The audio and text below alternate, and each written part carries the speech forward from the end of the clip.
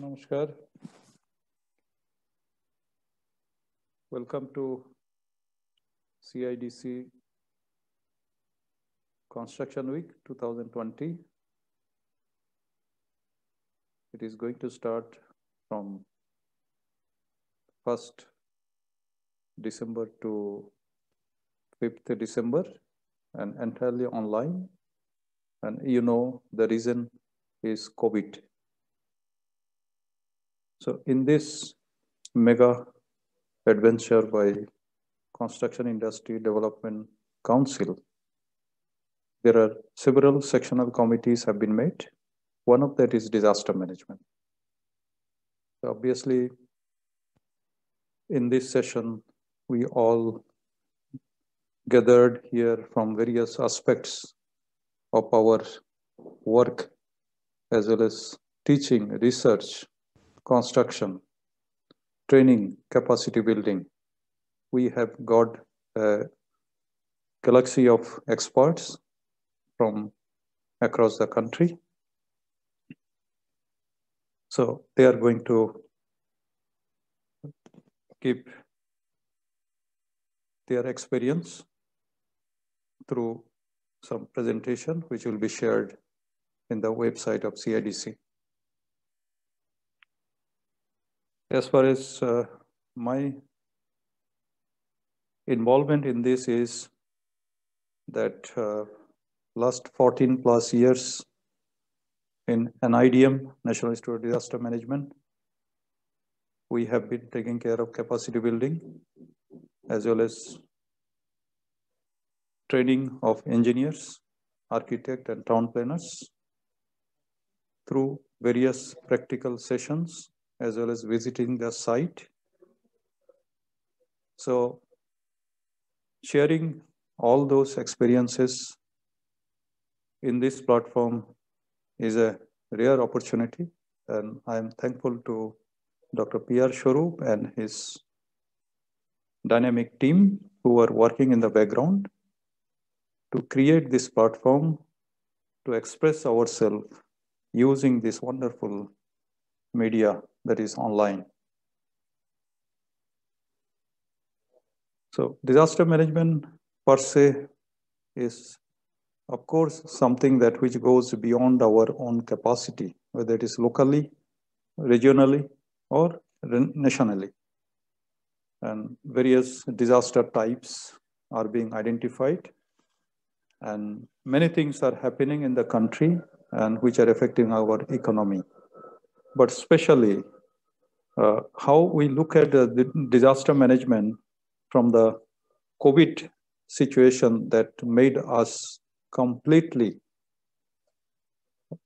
upset, but yet whatever has been the situation or whatever we are dealing, not only in our country, but across the world also. I shall be presenting before you what is the current country scenario and world scenario, and especially with a special motivation towards a disaster resilient construction. So if I take this photo that which is being sketched, rather is being shown over here, this is the task of ensuring disaster resiliency, or rather earthquake impact on a building that which have to be properly connected, especially the red colored stirrup that which are seen over here, which are mandatory as per code, which was published in 1962 onward. Several revision has been taken. Last revision has been done in 2016. The enforcement as well as allowing such kind of reinforcement or stirrup at the beam column junction is a very rare things that happen in the construction site. Though it is mandatory, but we simply neglect it because it is not easily possible to incorporate these stirrups at the beam column junction. So is the casual attitude towards making stirrup ends at 135 degree rather than 90 degree. We have seen several thousands of failures just because these two things are not ensured in the bar bending schedule, even though it is there in the structural design. Now, to take it a step further, I want to show that this is a perfect position of the beam and column, which is again in majority of the constructions. We do not care this one that to put this beam centrally located on the column. But here the building that, yes, it is made possible over here. It is in Japan. A test has been done on a 6-story frame building. Here only one such floor is being shown over here. Just a screenshot that where whatever is shown over here is being employed here in perfect manner with all engineering knowledge and know-how that available, and quality of the concrete and everything, curing and everything has been done. But the next thing is that when this building was shaken, this building is a 6-story building, frame building. It has not done any kind of damage to the junction that which we are showing. Where it is showing that where it has broken is at the parapet wall where it is ending over here, making the column as a short column. So when it is shaken, in fact, full video is there in internet. You can see when it is shaken that this portion has been there. So it is one kind of observation during prototype experiment that junctions are constructed very perfectly, but a failure has opened somewhere, some other places which can be seen from this photograph. But irony of the fact is that we do not yet care, even today, that the failure that which we have observed here, that can be avoided if we keep a gap between this column and this parapet wall. You may count how many buildings are having, especially school buildings, having parapet wall, having any such gap. That gap will be such enough that it will allow the column to move freely during earthquake vibration. If we allow that, then column would not have broken like this. So this is one small aspect out of several other aspects that I wanted to show before you. But even majority of the construction still going on in this manner. So if this is the way that we make our beam column junctions to stay like in this manner, then we cannot ensure resiliency in the building. So now context of today's discussion is, first thing I want to show that how COVID effect has been taken into the construction domain in the last few months. And then how earthquake threats from Himalaya, which is unavoidable and which is natural again, but how we can make use of our experience in ensuring resiliency in the structure in the country as well as in the abroad. Then how we can replicate resiliency in the current or modern structure. That also will show. And some aspects of landslides, though we say that landslides are nature-made, but majority of the landslides are happening in the constructions or infrastructure that were man-made. They are mostly created by man-made facilities that which is being there plenty in a manner that this kind of things happens. But how to take care of that by simple manner that I'll show. And what are the failure from the learning, like I have shown in the first slide, and how it can be used with a very simple, affordable, economic means to ensure resiliency. So as far as construction is there, I would rather say that it is COVID-19 impact, rather IM impact on mega constructions, where many such mega constructions, they are now taken back on foot to meet their target, even though it may be a little delay.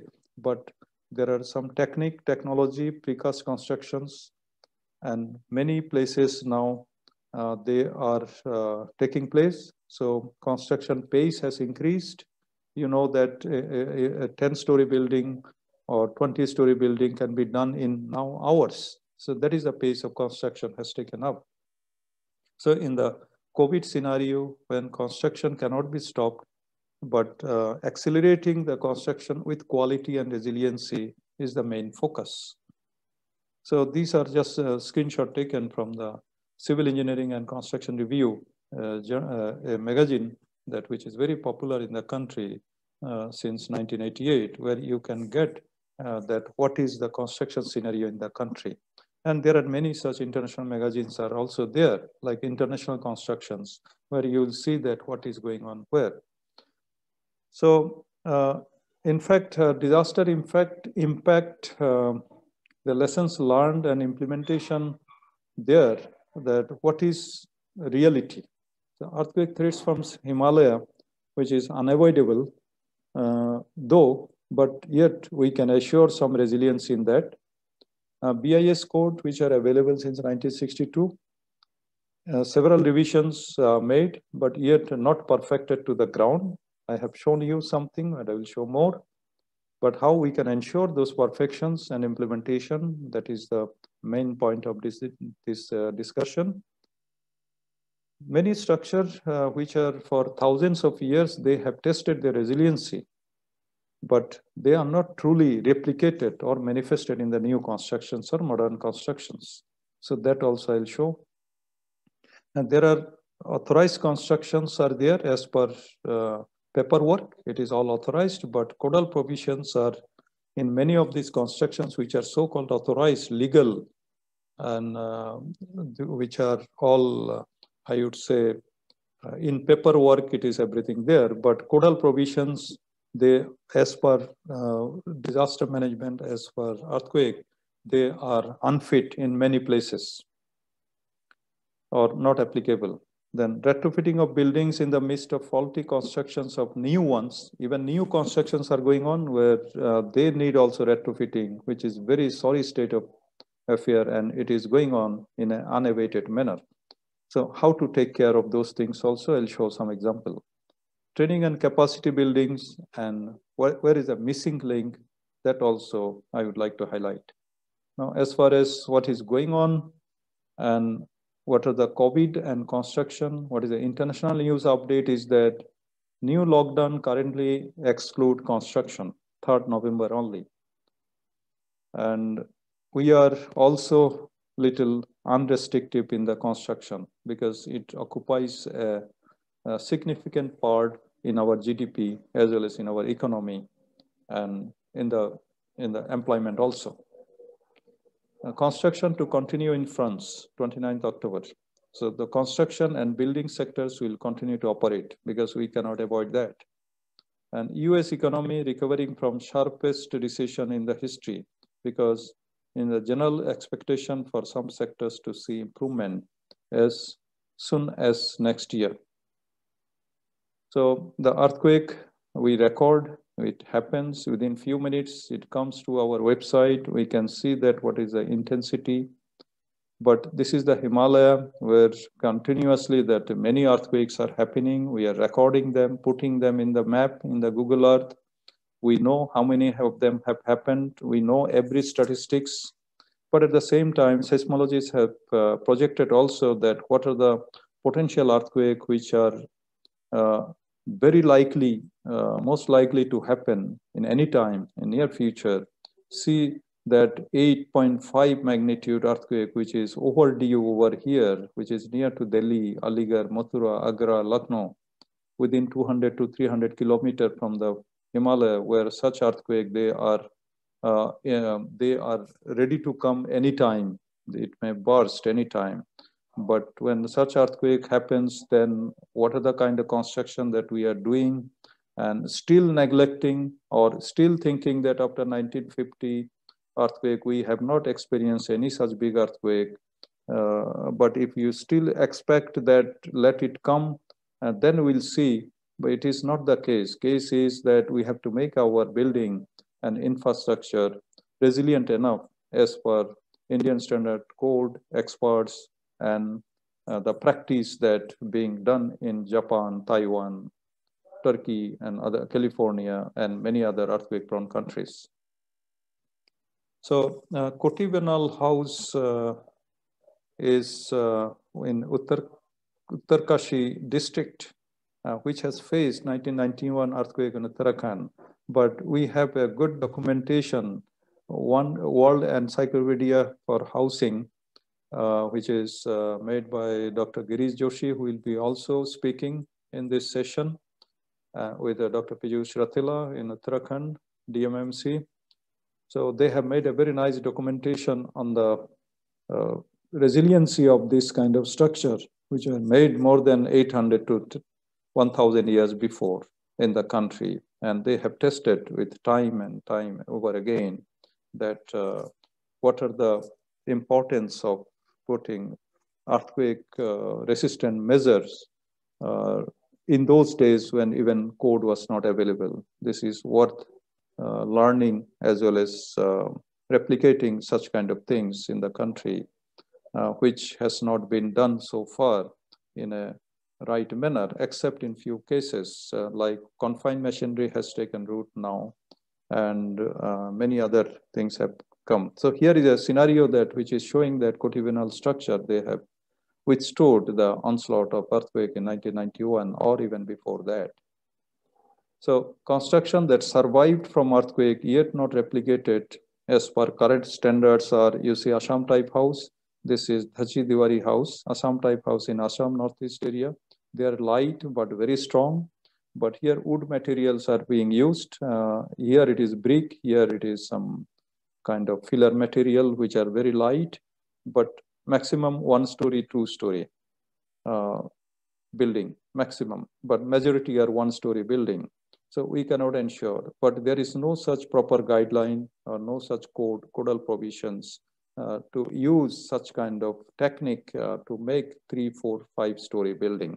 But in Japan, since 4 or 5 decades, such kind of buildings they have made using wood and many other such material, lightweight material, but strong material as a earthquake resistant houses or earthquake proof houses, which are available in their codal provisions also. And there are plenty of such structure across the Japan, which we have not done yet in the current context in our country. We have not yet replicated. Why the breeze has deck has failed or toppled or these things we have learned with the earthquake in Japan 1995 or Turkey earthquake or in Taiwan earthquake 1999. And now we have known that what is extra bearing is to be kept at the roller support so that they don't go out of plumb in this manner. Or the buildings that which has broken the cardals type of structure, we know that columns are not strong enough, so that is why they have collapsed in this manner. But as far as pagodas in Japan are concerned, 4, 5, 6 story pagodas, you see that central mast here, red colored, how it is being used to damp or to take earthquake or diffuse a seismic vibration. And so that it keeps whole thing from falling down. And so using this technique, and first they have studied in the laboratory to check that replica of a pagoda and how it resists this earthquake vibration, and then check that what kind of design is to be made, and accordingly replicate that in a multi-story modern building. In Tokyo, you can see the full reference of these things over here, which is available. In fact, earthquake resistance of traditional Japanese wooden structure, it is written in 1960 itself by a DPRI, Disaster Prevention Research Institute in the Kyoto University. But as just previously I was talking about that, we can replicate such kind of ideas and lessons and things that in our country's context, so that we can promote not that by wooden or natural material, but there are many light gauge steel, aluminum, frame, prefabricated things are available in the country. So now many new construction techniques have come up. So we can replicate these things very well in the current scenario of making resiliency in the buildings. As far as going to the landslide, these are the robust landslide. Of course, here it is so difficult to anticipate such kind of failure. They happen so sudden, so robust.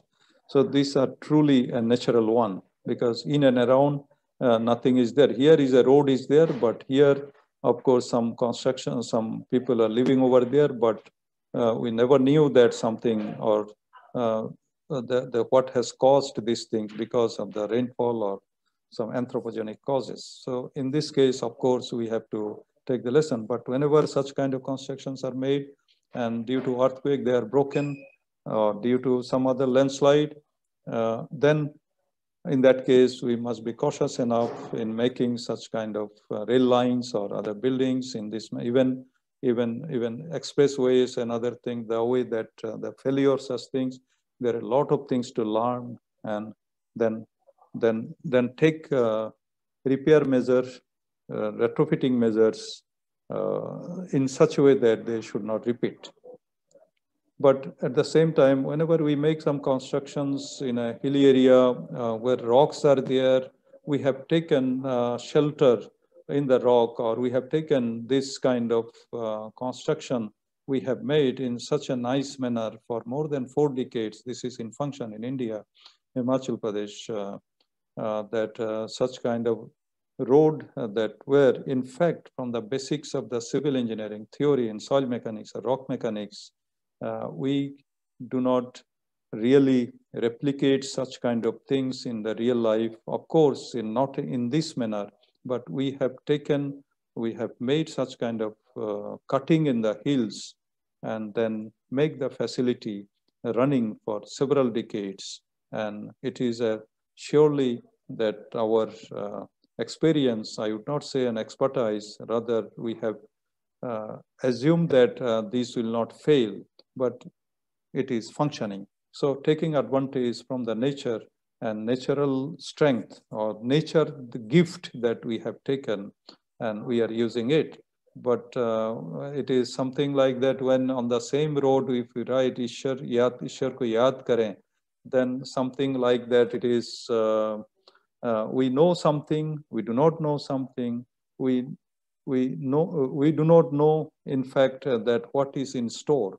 So as far as engineering or earthquake resiliency is concerned, we must be able to know and that how structure is going to behave, how road is going to behave. And there are some cases that that sub-story building, they collapse, and they collapse along with this cars underneath. And then we don't want our building to collapse in this manner. But still, in many of the city areas, municipality areas, these days steel floor is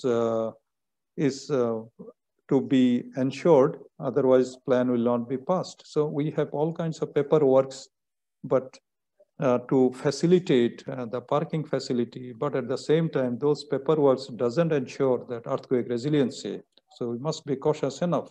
So what kind of cautiousness we have to do? I'll show in the next few photographs that what has happened here, that is being shown, that is being replicated rather, that how sub-story like this, which is there in majority of the building, many multi-story building, and it is being replicated through an experimental study of the 6-story frame building, that how earthquake shaking has created the scenario that bottom part has failed in this manner, or whatever has happened over here. So thanks to the civil engineering fraternity that they have shown it for awareness purpose, for lesson purpose, and not to do such kind of blunder, such kind of things into this. Now, what is the way out? So in that case, there are scenario here in Bhuj also. Many such building has failed, soft story. But there are ways that where cross bracing are there. This is in India, in Guwahati city. This is also in Guwahati city. That using cross bracing, we can allow the parking and we can make the building stronger in case of earthquake. Or even those buildings that which are having soft story, we can make at least a full brick wall, the red colored one. We can make a full brick wall to make the building strong enough to take earthquake, and at least they can give some kind of resistance to the earthquake. These days now bamboo houses, because they are lighter and stronger, but whenever it is making 2-story, 3-story, 4-story, then no codal provision, no research or no resiliency can be proved or checked as of now, because that the bamboo to bamboo connections, how perfect they are, they need a lot of research and a lot of experimental study on a shake table. So towards a nature-based stability of the habitat, let us reassure solving the problem mostly created by us through nature's own selection in a simpler way. I'll give some example. Some of the problems do not need hi-fi tech or investment or training skill. Let us see how they can be taken. So erosion-induced slope failure, especially wherever it is happening, some solutions in the textbooks are so simple and reliable, there is enough scope for sustainable development. See that such kind of things happens in our hilly area. How simple and elegant is the solution to squeeze out the water through this perforated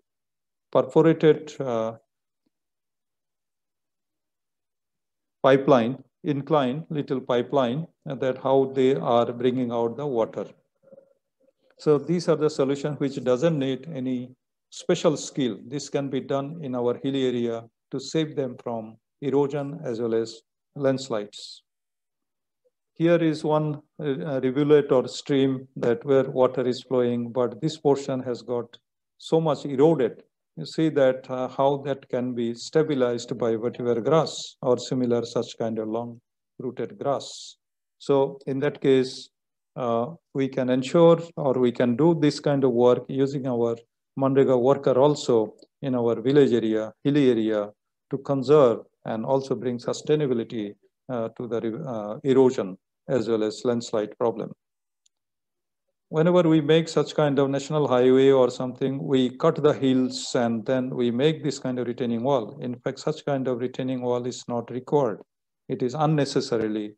And whereas if we make a breast wall like this is one example in India, in Assam itself, and then make rest of the things by vetiver grass, so we can ensure erosion as well as landslide here by simple manner, for which no skill is required. Whatever is plenty is available. It is in Indian origin, and we have to promote such kind of plantations in our hilly area to save them from erosion as well as landslide related problems. Manrega workers, they are working over here in West Bengal. So this is a river. So the river bank can be stabilized using the vetiver grass in this manner. So thank you. But before thank you, I want to say that we must leave behind EMI-free house for the next generation. This is a scenario taken from 2008 Sichuan earthquake, where 70,000 people died in China. But we don't want such kind of scenario again to be created in our own country. And for that, we want to see that our future, at least to be EMI-free, burden-free, loan-free. And so giving thanks is not enough.